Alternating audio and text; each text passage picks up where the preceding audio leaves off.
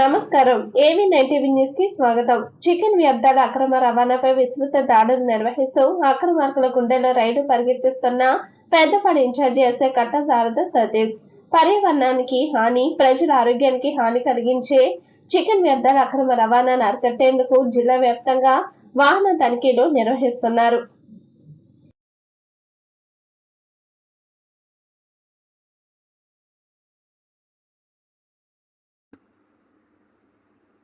ఈ నేపథ్యంలో ఏలూరు జిల్లా పెద్దపాడు ఇన్ఛార్జి ఎస్ఐకు వచ్చిన సమాచారం మేరకు మంగళవారం పెద్దపాడు మండలం రామచంద్రపురం గ్రామంలో వాహన తనిఖీలు నిర్వహించుచుండగా AP39Y5916 నెంబర్ గల మహీంద్రా ట్రక్ లో అక్రమంగా చికెన్ వ్యర్థాలను రవాణా చేస్తున్నట్లు కనుగొన్నారు. వాహన డ్రైవర్ తో పాటు వాహన యజమానిపై కేసు నమోదు చేసినట్లు ఎస్ఐ కట్ట శారద సతీష్ తెలిపారు.